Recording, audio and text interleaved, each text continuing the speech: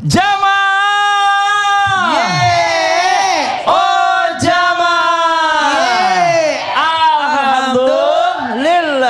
Alhamdulillahirobbilalamin. Kembali lagi di Islami Tinda. Tadi sempat ada pertanyaan yang kepotong iklan. Dari pertanyaannya tadi, silakan Mas diulang lagi. Oh gitu. Pertanyaannya tadi namanya siapa?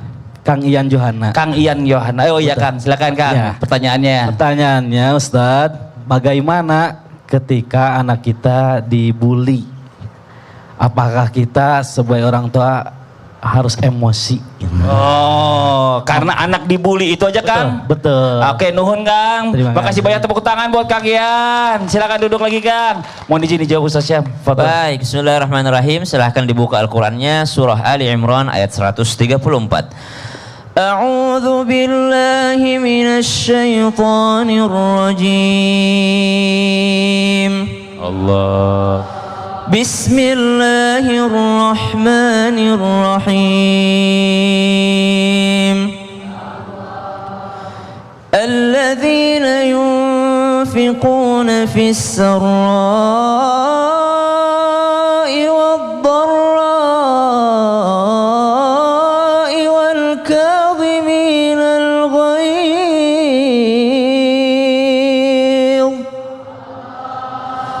والكاظمين الغيظ والعافين عن الناس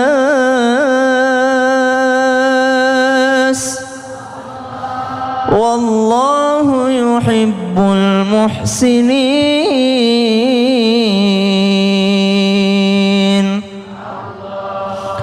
Allah Subhanahu wa taala berfirman di dalam surah Ali Imran bahwasanya orang-orang yang bertakwa itu adalah mereka yang mengeluarkan hartanya baik dalam keadaan lapang ataupun sempit, dan juga mereka mampu untuk menahan amarahnya. Jadi yang diperintahkan adalah menahan amarah, bukan daripada tidak emosi, karena emosi di sini banyak. Sedih itu emosi namanya. Ya mana mungkin ada orang tua yang tidak sedih ketika anaknya dibully? Pasti sedih. Justru tidak normal orang tua kalau anaknya dibully lalu dia tidak emosi. Subhanallah. Tapi di garis bawahi, emosi di sini adalah bersedih. Kemudian kecewa, pasti ada rasa kecewa. Emosi juga namanya itu. Cuman marah yang dirasakannya tidak diluapkan. Kenapa? Karena banyak keburukan jikalau dikeluarkan amarah tersebut. Menurut para ulama, keburukan pertama kalau amarah itu diluapkan, yang pertama dia tidak akan pernah bisa lagi mengendalikan akalnya. Orang kalau udah terlanjur meluapkan amarah, maka dia tidak akan bisa mengendalikan akalnya. Betapa banyak orang tua yang anaknya dibully, lalu orang tuanya yang balik emosi dan juga marah lalu meluapkan amarahnya, tidak bisa mengendalikan akalnya. Akhirnya anak yang membuli anaknya dipukul, subhanallah, ditampar, padahal anaknya tidak sampai digituin sama anak tadi, subhanallah. Kenapa? Karena sudah tidak bisa lagi mengendalikan akalnya, apalagi tidak bisa mengendalikan ucapannya, sehingga ucapan yang keluar adalah ucapan yang tidak diridhoi oleh Allah Subhanahu wa taala. Tidak bisa mengendalikan wajahnya. Ibu, semahal apapun skincare ibu, kalau marah sama aja bentuknya, subhanallah. Semahal apapun perawatannya orang, kalau dia sedang marah maka akan kelihatan wajah yang sangat buruk. Makanya ulama menganjurkan untuk bercermin ketika dia sedang marah, karena disitulah kelihatan keburukan daripada wajahnya. Maka kalau dikatakan emosi, emosi sedih, emosi kecewa, emosi marah, pasti akan ada dirasakan sama orang tua yang dibully anaknya. Yang tidak boleh adalah meluapkan amarah tersebut menjadi sesuatu yang tidak bisa mengendalikan akal, ucapan, dan juga wajah. Wallahu ta'ala. Masya Allah. Lagi pula yang namanya perundungan udahlah nggak usah, jangan ada lagi ya. Aduh, kasihan, subhanallah. rusak mental orang. Iya dong. Iya. Itu Makasih sampai, banyak. sampai masa depan bahaya. Iya, subhanallah. makasih Ustadz Sama-sama, Syam. Ustadz Lee. Jazakallah khairan kasiran. Tepuk tangan buat Ustadz Syam. Kita bacakan lagi, ada pertanyaan dari Instagram nih, dari hamba Allah. Assalamualaikum Habib. Waalaikumsalam warahmatullahi wabarakatuh. Tolong samarkan nama saya. Benarkah jika ibu yang marahi ke anak, anak tidak akan merasa tersakiti perasaannya? Namun jika ayah yang marah, anak maka akan mudah tersinggung. Mengapa seperti itu? Nah nih, mohon izin Bib, ada yang tanya kayak gitu nih Bib nih. Ya, Balas. Dibalas apa dijawab Bib? Dibalas ya? Enggak, kayaknya nunggu yang satu ini deh. Oh jangan dong. Ini udah mau habis ini. Silakan Maulana Ustaz Syam. Bismillahirrahmanirrahim. Allahumma salli ala Sayyidina Muhammad wa ala ali Sayyidina Muhammad. Kita memahami bahwasanya kalau bapak udah marah, biasanya anak itu lari kepada ibunya. Dan kalau bapak yang marahin biasanya lebih emosional, apalagi kalau udah dewasa. Kenapa sih? Apa sih sebabnya? Ingat, yang pertama ini tergantung juga daripada didikan orang tua terhadap anaknya. Ada yang bapaknya cuma liatin doang, dia udah takut. Bapaknya udah marah sekali, dia akan lebih nurut. Wah, bapaknya udah marah, dia sami'na wa ta'na. Tapi pada umumnya, biasanya, nih kebiasaannya adalah kalau misalkan seandainya anak itu dimarahin, dia lebih lari kepada ibunya, lebih condong kepada ibunya. Karena apa? Dia kesatuan dalam ibunya. Jadi kenapa kalau misalkan anak kecil itu manggilnya bapak dulu, ya kan, papa dulu, ayah dulu. Kalau misalkan atau abah dulu, ibunya jarang dipanggil duluan. Biasanya bapak dulu yang lebih dulu. Karena menganggap anak itu kesatuan daripada ibunya. Itu yang pertama. Yang kedua, bahwa sesungguhnya anak itu adalah madrasatul ula bagi ibunya. Ibu itu madrasatul ula, madrasah yang pertama. Jadi kalau misalkan didikan, karena biasa ada ibunya di rumah, manja sama ibunya, dekat dengan ibunya, apalagi dia adalah anak ASI, yang 2 tahun dia ASI sama ibunya, itu lebih dekat, sangat dekat sama ibunya. Kalau misalkan seandainya ketemu bapaknya sebenarnya emosional atau marah, lihat watak karakternya berbeda, akhirnya apa? Timbul hal-hal yang jauh antara anak dengan bapaknya. Kembali lagi, ini bentuk daripada didikan. Islam mengajarkan bagaimana orang tua menjadi sebuah kalau ibunya madrasatul ula, orang tuanya berarti adalah kepala sekolahnya. Ar-rijalu qawwamuna 'alan nisa. Laki-laki pemimpin terhadap istrinya, anak-anaknya, dan yang ada dalam satu rumahnya.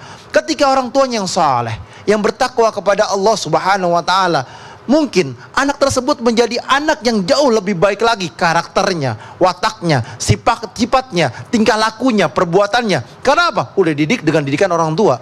Kalau misalkan anak-anak saya, kalau udah saya liatin, saya udah marah, itu Masya Allah, dia langsung nunduk dan ngikutin aturannya. Tapi kalau sama ibu saya, atau sama ibunya atau sama istri saya, itu dimarahin, ya kan, lama takut lagi. Kenapa? Karena sudah terbiasa dengan didikan daripada ibunya. Jadi terbiasaan di rumahnya. Kalau misalkan Mas Fadli nih, saya tanya, kebiasaannya lebih takut sama ibunya atau bapaknya? Bapaknya. Bapaknya. Karena apa? Karena umumnya tuh bapaknya. Ibu-ibu di sini nih, lebih takut bapaknya atau ibunya? Bapaknya. Karena bapaknya kalau udah melotot lebih galak. Ya kan, kalau ibunya udahlah kasihan lah. Apalagi anaknya dimaki-maki sama bapaknya, ibunya lebih marah lagi. Wah, anak-anak gue lo marah-marahin, ya kan? Bukan anak sendiri juga, anak berdua. Nah, kan intinya seperti itu. Jadi biasanya lebih cenderung kalau bapak udah marah, anak pasti takut. Tapi sebetulnya ingat, sekali lagi, didiklah didikan anak kita dengan didikan yang baik. Ajari mereka Al-Quran, ajari mereka ke majelis talim, ajari mereka dekat dengan orang-orang yang saleh, yang bertakwa kepada Allah. Jadikan mereka manusia atau hamba Allah yang senantiasa berada dalam lingkup kebaikan. Menjadikan ibunya atau orang tuanya menjadi contoh yang terbaik, bapaknya menjadi contoh yang terbaik. Makanya bapak dan ibu harus memiliki apa? Ilmu agama yang baik sehingga bisa mengajarkan kepada anak-anaknya dengan kebaikan, maka terciptalah mawaddah warahmah, cinta dan kasih sayang. Kita berharap rumah tangga kita itu rumah tangga kita yang bahagia. Amin. Rumahku surgaku. Amin. Dengan ada apa? Mawaddah warahmah, cinta dan kasih sayang. Terima kasih banyak Habib. Nah, buat jemaah semua yang ada di rumah juga di studio ya, waktu kita mendengarkan kesimpulan dari pertemuan kita hari ini dibawakan oleh guru kita Ustadz Maulana dan lanjutkan doa dibawakan guru kita Ustadz Syam. Tafadhol Ustadz Maulana. Tahan emosimu nak. Dari sisi ini kita bisa belajar bahwa anak itu senantiasa dididik, didampingi, diayomi, dan diberikan keteladanan. Dari sini juga orang tua yang harus bagaimana dia mengenal anak itu, lalu bagaimana dia menenangkan anak itu, lalu bagaimana dia mengarahkan anak itu. Didiklah anakmu sesuai zamannya, karena dia hidup di zamannya, bukan di zamanmu. Maka jangan kita mendidik anak kita sesuai dengan pendidikan kita yang kita pernah dapatkan. Artinya kembalikan pada zamannya. Mungkin di zaman dulu kita dipukul, tapi zaman sekarang hukumannya adalah hukuman dalam kebaikan. Suruh membaca, suruh ngaji, suruh amalkan, dan ini yang terbaik. Ingat, pengajaran itu, pembelajaran itu bisa didapatkan di mana saja, tapi pendidikan, mendidik itu harus dari dini. Mohon maaf, tanggung jawab orang tua untuk bagaimana bisa melindungi anak, mendidik anak, dan membawa anaknya ke dalam jannah. Amin. الحمد لله رب العالمين اللهم صل على سيدنا محمد النبي الأمي وعلى آله وصحبه وسلم ربنا هب لنا من الصالحين يا الله karuniakan kepada kami keturunan yang saleh dan salihah, keturunan yang sabar, keturunan yang mampu bersyukur. Di antara kami jamaah Islam itu indah baik yang di studio ataupun yang ada di rumah, ada yang belum punya keturunan, maka berikan keturunan yang saleh dan salihah kepadanya ya Allah, yang membaca Al-Quran, menghafal Al-Quran serta berakhlak Al-Quran, serta kumpulkan kami kembali di Jannatul Firdaus. Wa sallallahu ala sayyidina Muhammad walhamdulillahi rabbil alamin. Amin amin ya rabbal alamin. Masya Allah, alhamdulillah. Demikianlah perjumpaan kita hari ini. Semoga dijadikan ilmu yang bermanfaat buat kita semuanya. Sekali lagi mohon maaf atas segala kekurangan. Wabillahi taufiq wal hidayah. Wassalamualaikum warahmatullahi wabarakatuh. Waalaikumsalam warahmatullahi wabarakatuh. Astaghfirullah Rabbal baraya.